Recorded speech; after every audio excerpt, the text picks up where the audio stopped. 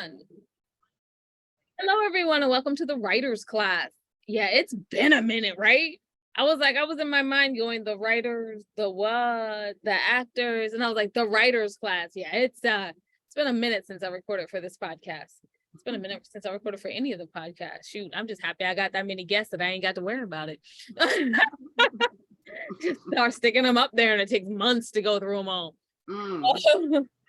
I will know now. Oh my goodness, I remember to introduce myself. I'm feeling good today. I was about to say and something else, and I was like, hold on, that's not the word I want to use. Not with something like this. Right. But on the serious note, we wrote books, and unfortunately, most of our books actually are decently serious, which is so weird. And when I say we, I don't think I have two personalities in this one body. Although, nope, I can't make that joke either. I don't think that's family appropriate. Let me move on. It's normally a Jade sitting next to me, and if you saw the interview before this, she's a little black box that has no face at all. She was just, talking. Just there, right? No. And so that's what I mean by we. So the books are And I Thought Divorce Was Bad, And I Thought Being Grown Up Was Easy, If Only I Were Me, a memoir in verse, Foreign Coffee, Widow's Web, and Widow's Debt. And you can find those books wherever audiobooks are sold. Now, if you want to hear about the other, read the other 11 books, you can find out everything about them at www.andithoughladies.com. Hold on, y'all. Since I'm by myself today, I gotta stretch out and use my independence and do it like a car salesman. So here we go, y'all. Pepping it up. You can find out everything about your ladies at www.andithoughladies.com. Oh, that's nice. Fun to do. Now that I see myself do it, I'm like, that is not ladylike. I'm going to do better. But you're not here to hear about me. You're here to hear about our wonderful guests. Wonderful guests, would you like to introduce yourself? Absolutely. My name is Tenesha Curtis, and I am the founder and CEO of Writerwerx University. I love helping people, and I used to be a psychotherapist. Those are three things, I guess. Okay, so you love helping people, and you used to be a psychotherapist. Do you feel that this is a dependency on how people? No, I'm joking. Nice. Let's go with, what do you help people do when it comes to writing? Well, I help them with pretty much every aspect of independently publishing their work. So all the way from conceptualization, just kind of figuring out what we want to put in the manuscript, all the way through to after it's been published, promoting it and just kind of looking for opportunities for them to be able to sell their work. So, and everything in between, illustrations, copy editing, all of that.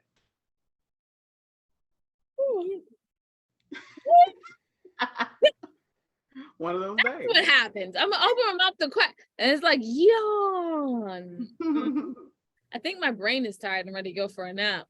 But my body's like, yippee, let's do something. Right. It's going to be interview you. That's what I'm trying to do a good job at it. So you said you go from conceptualization to promoting. Now, how do you go from concept to finishing a book? Can you give us at least 3 things that an author should do to make sure they can get that the end written at the end? Well, I mean, you don't really need 3. It's literally just put your butt in the chair and write. I will add, I guess, for 2 more things, just a couple of ways to get out of your own way.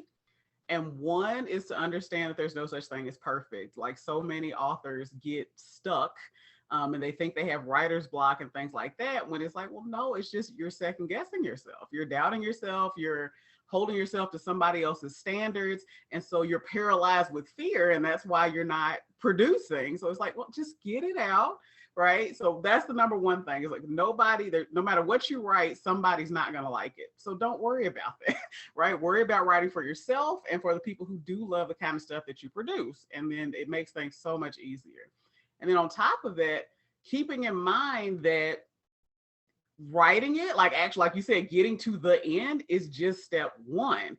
When you think that you whatever your first draft looks like is what's going to go on the shelf. That is a lot of pressure, right? And nobody in their right mind writes that way, right? They understand I'm gonna get this first draft out, and then I'm gonna do some self revisions, and then I'm gonna get some volunteers to read it and give me feedback. And then I'm gonna hire some professional. There's a whole process to grooming the manuscript, and when you understand and accept that, then you stop putting so much pressure on yourself, and it makes it a lot easier to just relax, write, and get to the end as quickly as possible and as easily as possible. Ooh, I love that. Just right. I think everyone says that. Just right. And that's so hard because you literally what I could do today? Clean the grout with a toothbrush. And then automatically grout becomes the most interesting thing in the world. Fascinating, yes. Absolutely. You're like, how did they make it? Next thing you know, you're Google searching. And people come home like, what did you write today? Nothing, but the grout perfectly white. Oh. So what's harder, do you think, doing the PR for writing for a book that's written or marketing the book? Well, my understanding, the way I think of things is marketing is just, that's the umbrella term, and PR is just part of that, right? So like marketing and promotion, a lot of authors do that. They think they're two separate things. It's like not, I mean, they are, but it's like marketing is the umbrella under which promotion is nestled, along with things like branding, content research, so on and so forth. That's all part of the process. So when you say that, that's why I'm like, well, I mean, it's all kind of connected. So I think it can be a challenge, especially if I'm pretty introverted. So it's tough for me to like go out and talk to people and network and all this sort of thing. But if you push yourself to do it, it's often extremely rewarding. If not from just a relationship building standpoint with people who can help you in the industry, then literally directly from a like sales standpoint, you can sell more books if you go out and engage with people who like what you produce, right? Or the kinds of things that you produce. So I think that is a challenge for just about anybody that I've come across, figuring out what to say, how to say it, where to spend your time and energy. Like I know there's some events that I've been to where it's like, I cannot believe I paid money to be here. This is horrible. Like there's nobody here, or there are no readers here. And then there's other things that I've gone to and I'm like, oh, I didn't expect, to be there. This is going to be another one of those duds. And it's like my most lucrative event, right? So you just kind of never know. I think it's important to be open, right? Like, do your research, check things out, but be open, because sometimes things work out way better than you expected. But if you never gave it a shot, then you wouldn't know. One of my most lucrative events of the entire year is Tucker Day here in Georgia. Right. It's just they have a tiny main street that's just a few blocks long, and they do a parade and all this type of stuff. But like the people that come there are there to spend money. Like it's really good. And so on top of selling books and things like that, they are also ordering services like I was talking about. Oh, well, I need illustrations, or I have this children's book idea. I need an editor for that, or, so on and so forth. So it's just like, by the time you tally up how much revenue was created in that one day, I mean, like I said, it ends up being my most lucrative day of the year, that single event. But if I had been like, oh, well, it's so small, I'm not going to meet anybody there, I'm not going to sell anything, then I would have missed out on that. So, you started your writing services after you became an author. What made you go into the jump of let's take this and make it a business instead of being like creative that has free money? Well, I literally, what happened was, after I started producing my own stuff, everywhere I would go, people would ask me how I did it. So it was cool, but harmful at the same time, because like I would be at a show and I'm supposed to be selling, right? And so, but somebody would come up and they would say, hey, I have a book idea and I would love to do what you've done. How do I get started? Now, again, I love helping people, right? So I'll sit there and talk to this one person for 45 minutes while I'm supposed to be selling books. And I'm it feels so great to help them and guide them and hopefully help them avoid some of the mistakes that I made starting out. But at the same time, I'm supposed to be doing something else. I paid to be there for a totally different reason. So that's kind of where that shift started. I'm like, well, maybe I should just, offer these services to people. And so I started to mentally make that shift, but it wasn't really until my cousin asked me to help her with her book that I started really taking it a little more seriously. Like, no, like people really will pay me money to do this. And I told her, well, you just pay me whatever's fair, because I've never done it really like from start to finish before. I help people with little things, editing this or whatever, doing an evaluation of that manuscript or what have you. But I had never taken somebody all the way through the process. So that was the first time I did that and got compensated for it. And then it just kind of took off from there. Now, when people ask me how to do it, I said, well, I actually run an editorial services firm called, you know what I mean? And then we kind of start down that path. Exactly. Wow. Yeah, that's really taking the creativity and making it something like you're doing what you love.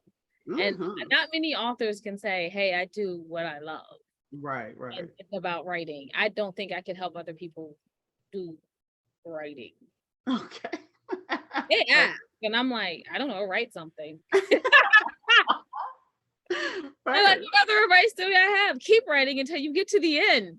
Right. Yes. Like, how do I know if it's good? Read it again. That's how this is my advice. Well, nice. You were able to do something with it. Now, you've also you're part of the Atlanta Writers Club. How has this benefited your career? Oh my goodness. It's honestly been amazing.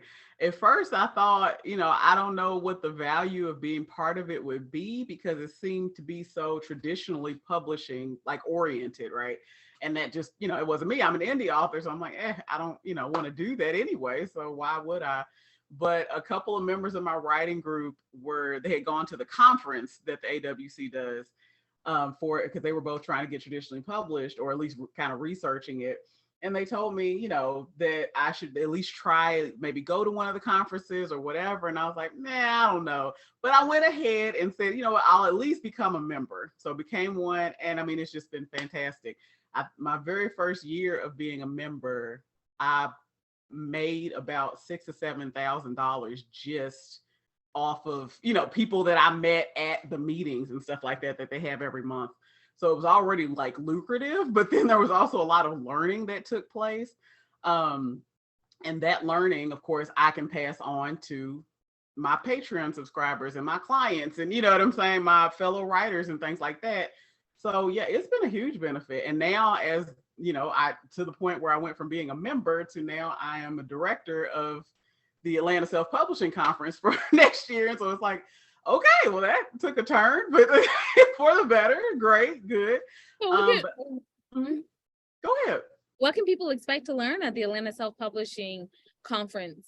Oh, for sure. So we have a lineup of 8 presenters at the moment, and we're going to be talking about everything from book covers to just an overview of what self-publishing looks like, to how to make 6 figures as an author and kind of what that looks like, because that entails a lot more than I think people realize sometimes, a lot more work and a lot more time and money management than I think people know.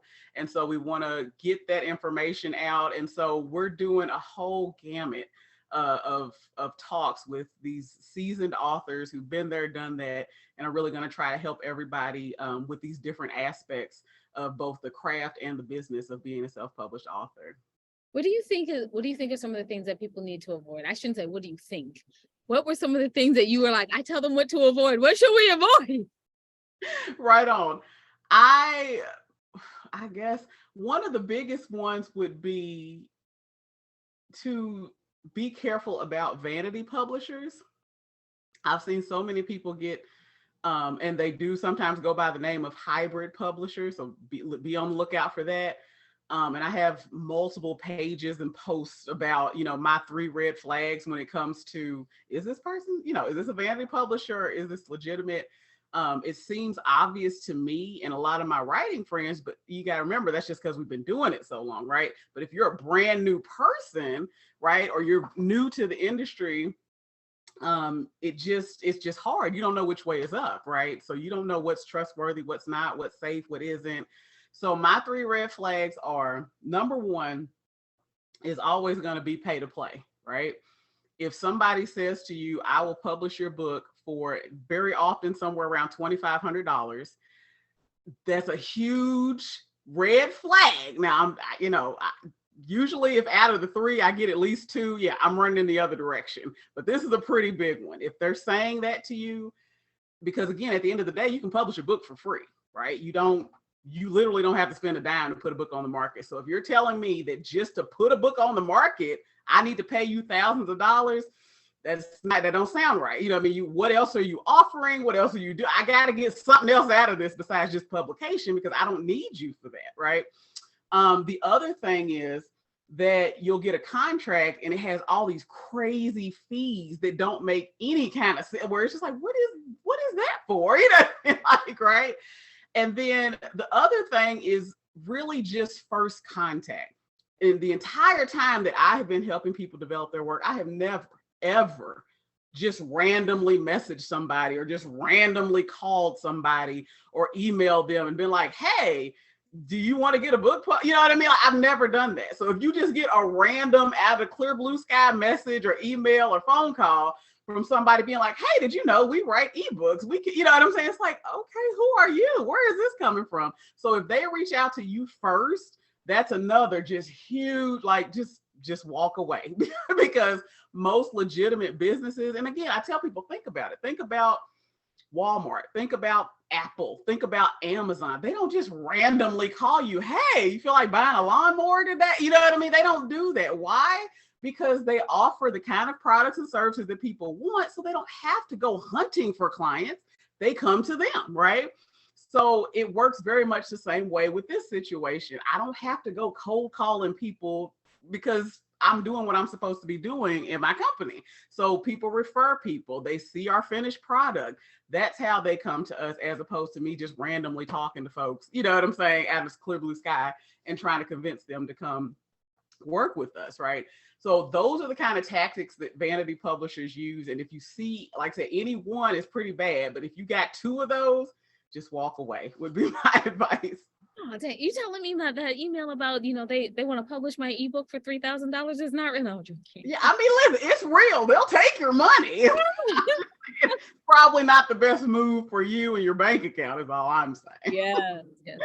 It's so I'm gonna add this, and I've said it 1,001 times before, but I remember one of our friends who's a director in Hollywood decided to write a book.